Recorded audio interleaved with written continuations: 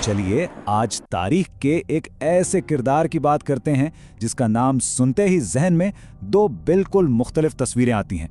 कुछ के लिए वो एक जालिम हमलावर था और कुछ के लिए एक अजीम मुस्लिम। जी हाँ, हम बात कर रहे हैं चंगेज खान की। जब भी मंगोलों का जिक्र आता है तो जहन में क्या आता है? खूनरेजी, लूटमार, फतह, यही सब कुछ है ना। और इन सब के मरकज में एक ही तस्वीर उभरती है, घोड़े की पीठ पर सवार एक बेरहम फातेह की। लेकिन क्या ये पूरी हकीकत है? इस अफसानवी शख्सियत के पीछे वो इंसान कैसा था? इसको समझने के लिए हमें वक्त में बहुत पीछे जाना पड़ेगा, उस दौर में जब वो चंगेज खान नहीं बल्कि सिर्फ तिमुजन नामी एक छोटा सा लड़का था। एक ठुकराए हुए लड़के से खान तक का सफर। ये कहानी किसी ताकत या इख्तियार से शुरू नहीं होती बल्कि तन्हाई और बेबसी से शुरू होती है।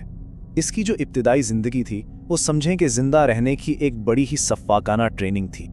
जरा सोचें, सिर्फ 9 साल की उम्र में वालिद को जहर दे दिया गया। 10 साल का हुआ तो उसके अपने कबीले ने इसके खानदान को भूखा मरने के लिए छोड़ दिया। 14 साल की उम्र में खाने पर हुए एक झगड़े में उसे अपने सौतेले भाई को मारना पड़ा और फिर नौजवानी में ही एक दुश्मन कबीले ने उसे पकड़कर गुलाम बना लिया। ये जो एक के बाद एक तकलीफदा वाकयात हुए, इन्होंने एक ऐसे किरदार को जन्म दिया जो सख्त जान भी था और बेरहम भी, और जिसका मकसद सिर्फ एक था, किसी भी तरह जिंदा रहना। और ये जो तब्दीली है ना, ये वाकई हैरान कर देती है। एक तरफ तैमूजन, जिसे उसके अपने कबीले ने छोड़ दिया था, जिसे एक भिगोड़े की तरह तलाश किया जा रहा था, जो पढ़ना लिखना नहीं जानता था। और दूसरी तरफ चंगेज खान, जिसने तमाम मंगोल कबीलों को एक किया, तारीख की सबसे बड़ी ज़मीनी सल्तनत कायम की और अपनी कौम को एक तहरीरी ज़ुबान भी दी। मतलब एक बेइख्तियार ठुकराया हुआ लड़का लाखों का हुक्मरान बन गया। ये वाकई एक नाकाबिले यकीन सफ़र है। तो सवाल ये है कि उसने दुनिया के सबसे ख़तरनाक और खूनखार जंगजुओं को आखिर मुत्तहिद कैसे किया? इसका जवाब उसके नए उसूलों में है। उसने खाना बदोश जंग के जो पुराने तरीके थे ना, उनको बिल्कुल बदल कर रख दिया। पहले क्या होता था कि जिसका ख़ानदान बड़ा है, जिसका कबीला ताकतवर है, वही लीडर बनता था। लेकिन उसने एक नया सिस्टम बनाया जहां वफादारी और काबिलियत की सबसे ज़्यादा कदर थी। उसने एक बिल्कुल नई किस्म की फौज बनाई। सबसे पहली बात, मेरिटोक्रेसी, यानी कमांडर खून या खानदान की बुनियाद पर नहीं बल्कि अपनी महारत और काबिलियत की वजह से चुने जाते। दूसरी चीज, उसने फौज में मुख्तलिफ कबीलों के लोगों को मिला दिया ताकि उनकी पुरानी दुश्मनियां और कबायली वफादारियां खत्म हो जाएं। और तीसरी और शायद सबसे अहम बात, मुकम्मल वफादारी। वो उन लोगों को बहुत इज्जत देता था जो अपने लीडरों के वफादार थे, भले ही वो उसके दुश्मन क्यों ना हो। जैसे उसका एक जनरल था जेबे, जो पहले उसके खिलाफ लड़ा था, लेकिन उसकी वफादारी देखकर चंगेज ने उसे अपनी फौज में शामिल कर लिया। और इन सब चीजों को नाफिज करने के लिए एक सख्त कानून था, यासा, जो सब पर बगैर किसी तफरीक के लागू होता था।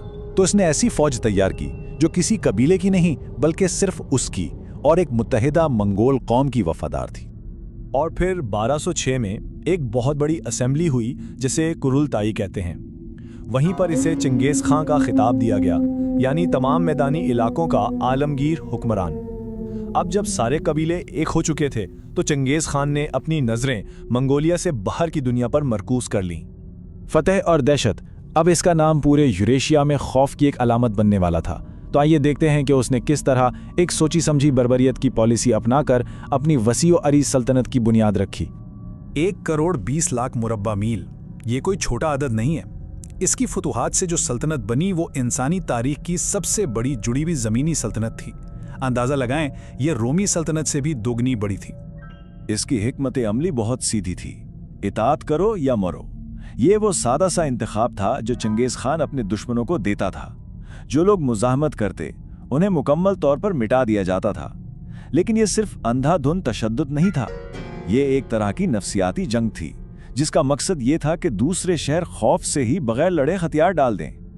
एक फारसी मौर्रिख जुवेनी लिखता है, वो आए, उन्होंने खोदा, उन्होंने जलाया, उन्होंने कत्ल किया, उन्होंने लूटा और वो चले गए। ये अल्फाज इस तबाही की पूरी तस्वीर दिखाते हैं। और जिन्होंने मुज़ाहमत की उनके लिए ये तबाही वाकई मुकम्मल थी। इसकी सबसे बड़ी मिसाल फारस में मिलती है, जहां मंगोलों ने सदियों पुराने कनात के निज़ाम को तबाह कर दिया।